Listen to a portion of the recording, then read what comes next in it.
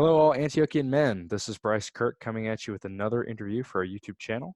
Today I have with me Ted Siljestrom from St. Elias Church in Atlanta, Georgia. Ted, how are you doing this evening? Doing great, Bryce. Thanks so much for letting me be with you tonight. Yeah, absolutely. It's a pleasure to see you again. It's always good talking to you. Yeah, likewise.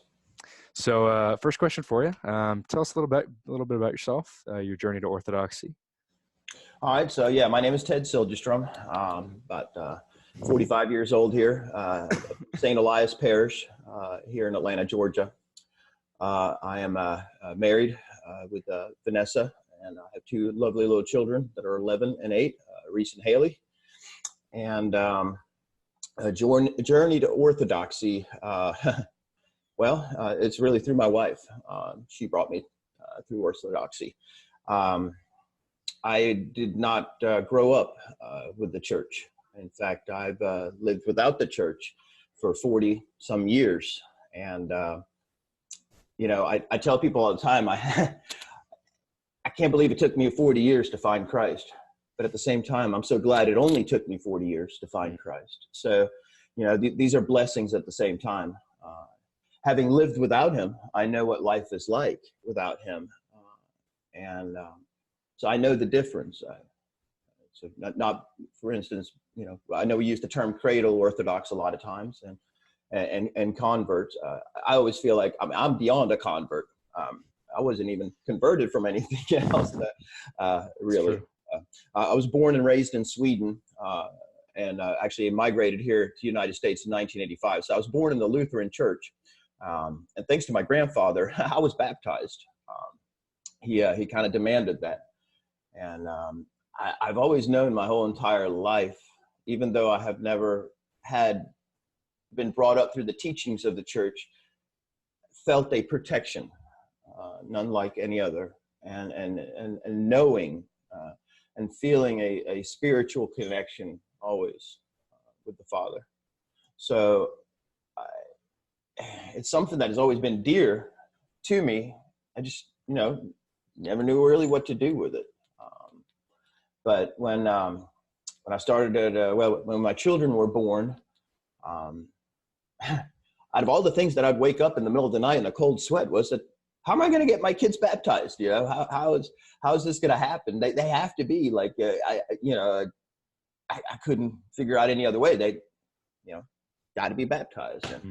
And it became a mission in a sense. And I started, myself already starting to look for churches, and I had gone to a couple. I just wasn't very enthusiastic with some of the denominations. It was stale. And again, I didn't grow up through the church, but I did have the opportunity. I sang with the Stockholm's Boys Choir when I was young, and we got to go to a lot of beautiful places in Europe and a lot of beautiful churches. So with that being said, I had an idea of what I was looking for. Again,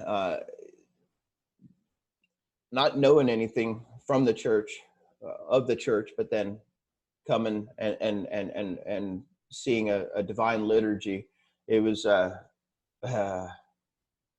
overwhelming. And then, but it was so beautiful that I was just absolutely just blown away, and just knew that I was in the right place. Orthodoxy is a very, very special. Again, I know nothing else, but I just know it's right. I know it in my heart. Everything that we do, how we do it, it makes absolute sense. I would encourage anybody that is not Orthodox for whatever reason would look into it. I mean, because it really is the true faith. I can see that. So. Yeah, I definitely, I can speak to that as well. I think my first Divine Liturgy, I felt like I was home. My father, Seraphim Rose, he's talked about that as well in some of his writings. It just feels like home. So there is some truth to that. Absolutely. Yeah, I mean, it's unlike anything I'd ever experienced. It's a holy feeling. That's all I can say. I wish I could share it with everybody. It's such a wonderful thing. It is something that you have, and you really want to just give it to everybody else, but ultimately it's up to them to kind of come and check it out for themselves. So. Absolutely. Takes everybody their own time, I suppose. Absolutely. But I mean, it's interviews like this that really do, I think, help some people. It may be a push for them. Absolutely. Yes, sir. So you and I had met this past summer at the Parish Life Conference in Raleigh. Yeah, absolutely. Could you talk about what that experience was like for you and kind of where it placed you with the Antiochian Men? Oh yeah, absolutely. So again, a little background. I'm not like the sharpest tack in the box. I actually dropped out of school pretty early. I work in the collision repair industry, and I'm good at fixing things. I'm good working with my hands. I'm just not. I have a hard time sitting down and reading anything. However, I seem to learn more hands-on, and it's like Father Gabriel said. You want to learn something, you learn it up at the Chanter stand. There's just a wealth of information up there. And again, at the PLC was the same way. It was great. Such wonderful people. It was done real well. And then, of course, Michael and Father Hans's talk, absolutely a game changer. And I think hopefully some people have already watched and listened to all of that. But coming to a realization what is going on with the younger generation versus, yes, again, I kind of feel like an old hick, but it's easy to just make fun of the younger generation and go, they don't know what they're doing or not whatnot. Maybe they're not knowing what they're doing, and honestly, and if they don't, part of that is actually our fault, my fault, it just looking at everything from a different point of view and seeing the enslavement of these young men from every which direction. I get it. It's not easy. It wasn't easy at my age. I can't imagine now with all this technology and, the temptations out there and things are way more scandalous than when I was a kid, there's a need for sure for us men to be together and have somewhere to come and discuss what's going on and help each other. I mean, that's it. Yeah, absolutely. I do kind of like the way you phrase that. It's sort of like an enslavement, and some people, they don't have the the brotherhood or community to help pull themselves out of that. And there's something for everybody in the Antiochian Men. Not just younger guys like myself, or guys who are kind of a little bit older but not quite old yet, like yourself or Michael. So yeah, I think that's very good insight. No, I mean, again, not being able to study well, I've had mentors really in a sense my whole life, whether I knew they were mentors or not. And still to this day, I mean, obviously now having a spiritual father like Father Gabriel, I mean, it's absolutely awesome. I feel that, anything I'm not sure of, anything I need assistance with, man, I got it right there. And it's good, true wisdom. It's very excellent. And for me, just talking to a younger generation such as yourself, Brian, it's an eye opener, and I need it. Also, being in business and having children, I need to know what's going on. So we all need each other way more than we ever think, for sure. For sure. Absolutely. And by the way, you guys are doing a really good job out there on the road. I wanted to say, and great videos, and man, all the hard work. It's great. It's glory to God to see what you guys are doing. Very, very awesome, proud, and everything. It's good. Yes. Thanks be to God. Absolutely. It's been fun doing all that. I do like what you said. Really, you never do stop learning, and you learn from just about anybody. It seems like, especially in this journey. Yeah. Absolutely. So going forward, Antiochian Men has kind of started to reach out to your parish as it has the rest of the parishes in our diocese. What has that kind of been like with you? I know there's an establishments group. Have you all been working together? Has it been a good, cohesion there? We have been blessed at St. Elias for many years prior to obviously me getting there. Again, I'm a rookie. 2016 December. On Christmas Eve, I was chrismated, so definitely rookie here. But they've had the CMO, St. Elias Men's Organization. What we're doing here with the Amen group pretty much is just continuing, but we're trying to encourage some of our younger generation to get involved. I think, and I took it for granted again, until going to the PLC. Hey, I'm busy learning Byzantine music. I'm busy just learning about the church. I'm busy. I own a company. I have a lot of employees. I got kids. I coach soccer. I'm busy. Again, anything that I think we all can do for each other, sometimes it's just a little bit of encouragement, I suppose. It doesn't have to be a whole ton. A little bit goes a long ways. Yeah, absolutely. I can definitely agree with that. I feel like there was kind of the nudging from maybe Sayedna, maybe from some other source at the PLC, especially to kind of drive Antiochian Men forward, even from the parish level.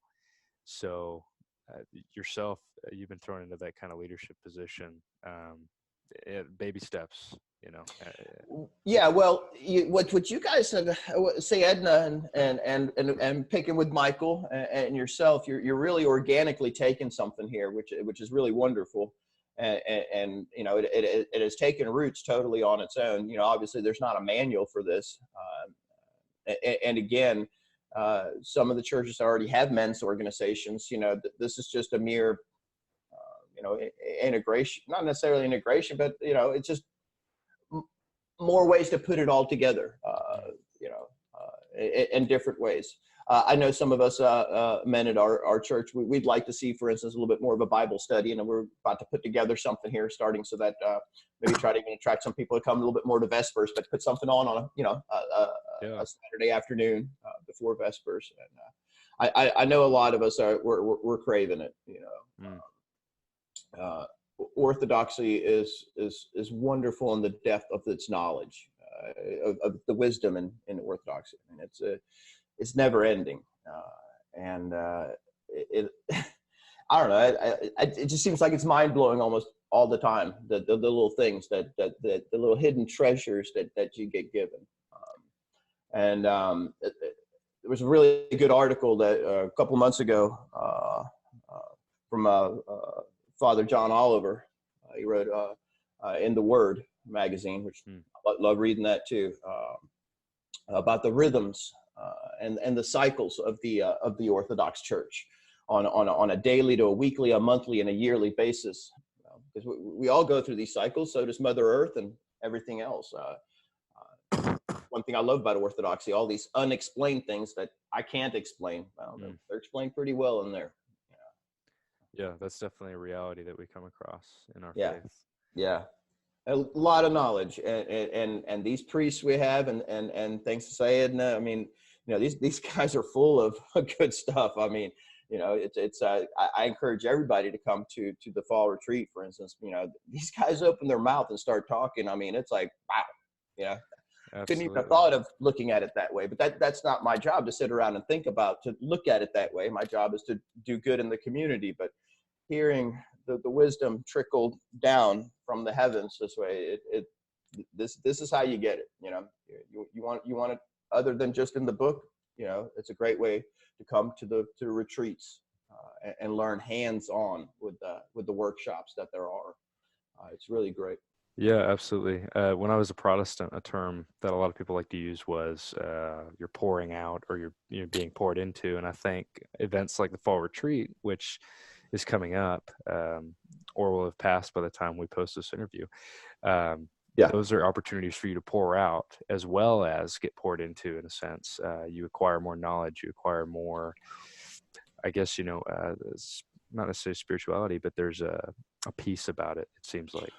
Oh, absolutely, Bryce. And anytime such a deep fundamental level, that's what we're talking about, when multiple parties can come together and be connected at that type of a level, it truly is wonderful. Absolutely. Yeah, it's I get it now. Again, when being young, I really somehow I was caught up in this whole Hollywood world and everything else, and just really religion. I'm smarter than that. I know how to take care of myself, but I know how to. I know.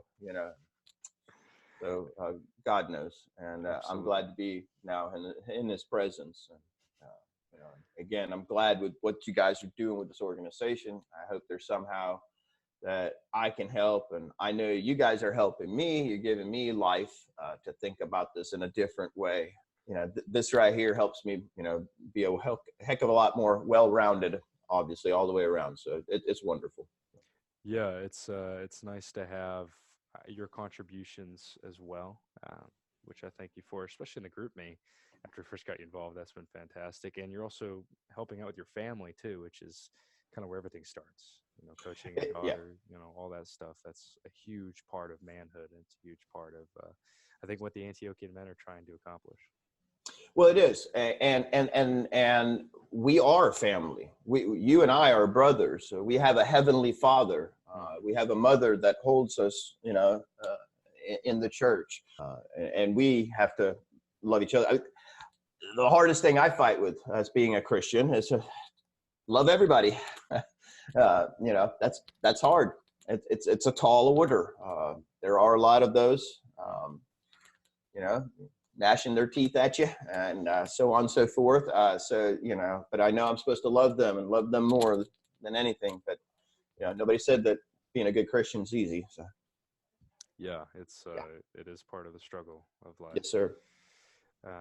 Absolutely. So I was hoping you could expand a little bit more on the Bible study that you're planning to do at St. Elias. What do you have planned there? Well, nothing miraculous other than for us to get together and discuss. I think in talkings real quickly with Father Gabriel, maybe start with James.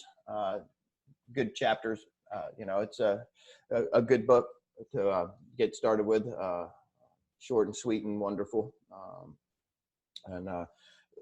It's more that we like to get together for the fellowship, but we also need to get together for more than just men getting together. This is also to understand how we are placed here.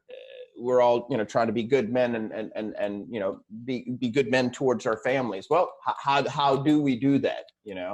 And that is really taking a good deep step back and studying what is written for us by the apostles, and use the apostolic faith in that sense, and not pass by it, but use every bit of it. And we're all hungry for it. We're looking forward to that. And then obviously we're going to get together and figure out ways to put together. We've gotten a new playground set that's coming for the kids there at St. Elias. So as soon as that gets there, a handful of us we're waiting for the phone call so we can get over there and assemble that sucker. So I just got one more question for you, Ted. I suppose, would you mind sharing with the men who are watching this video, or anybody who's watching this video, just a bit of what you've learned and what you're excited for going forward with the Antiochian Men? Well, I just learned how important fellowship between us men is, and going forward, obviously, is keeping this type of fellowship together, and working, in an Orthodox way to create an Orthodox life with everybody. It's look forward to learning more at the fall retreat. Look forward to listening to the other men's group, even through our app and everything else that we're using. It's interesting to use technology in this way to bring all God to our forefront. But I do enjoy it. I enjoy being able to look at that app instead of some sort of news or something else, and get something really nice and inspirational, make me feel a little bit better about today. So I enjoy it for sure. Absolutely. It's Michael has used the term "using the devil's weapon against him." Oh yeah, absolutely. So, it's a good one. Look forward to seeing everybody at the fall retreat.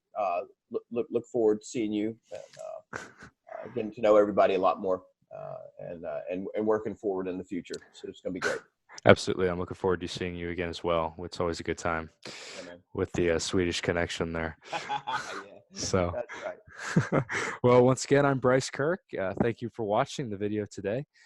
Please like and subscribe if you haven't already. And we're posting videos weekly. So make sure to hit that bell notification button so you're always updated when we post. Ted, thanks again. Antiochian Men, this is Bryce Kirk signing out.